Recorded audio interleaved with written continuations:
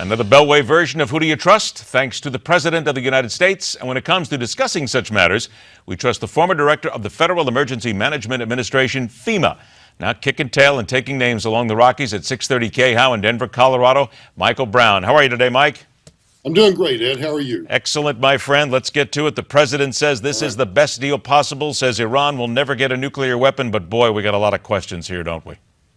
Even when the French say this is a bad deal, you know you're in deep doo-doo. Look, we have one stable factor in the Middle East, and that's Israel.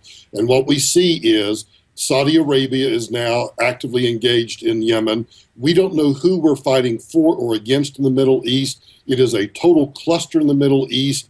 And I'll just be honest, having worked up close and personal with people like John Kerry, it just really worries me that someone like him is trying to cut a deal. I don't think we know exactly what the deal is. And I say kudos to Congress for standing up and saying, before we approve anything, before we get rid of sanctions, we need to understand what's going on. This could be a real tipping point for peace in the Middle East, and not in a good way, Ed. When you talk about Kerry that way and the fact that you've worked with him, what are you saying here? The fact that he can be taken, that maybe he had the wool pulled over his eyes, or he was quick to make a deal? What is that? All of the above.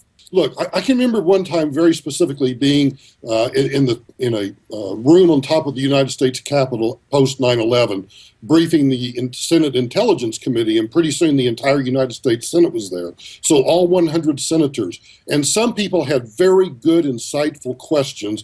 And I remember specifically John Kerry not having any questions at all, and then later on asking questions that I thought to myself, did you even pay attention to what was going on in the briefing? So I just personally don't have any confidence in his ability to understand not just how to negotiate, but understanding what the other side is trying to accomplish so that you can be aware of it. It truly worries me. Let's talk about two sides here and what they're trying to accomplish, Indiana and Arkansas, but specifically in Indiana. It's very clear, I think. You either have one side that says that this is about an attack on religion, or one side says that this is about an attack on an alternative lifestyle and a portion of our country. Which is it, though, Mike? I'll tell you what it is. It's a big brouhaha that the media has created that is much ado about nothing. Let's be very clear. Let me put my law professor hat on for just a second. The only thing that these statutes do, Ed, is say that if you are sued in a discrimination case, either by a private individual or by the state or federal governments, you have a right to defend yourself based on your religious beliefs. Do you not have to prove that, Mike? One sec, I got to ask that, because if then you say that it is my religious beliefs, do you not then in a court of law have to prove beyond the shadow of a doubt that you truly have those beliefs and you weren't just making them up in order to avoid trying to serve someone of a color, race, or lifestyle? That is correct. And in fact, there's really a three-pronged test. First, you have to be able to prove that is a truly held religious belief. But two, you have to be able to overcome two standards, two questions. Does the government have a compelling interest in doing what it's doing?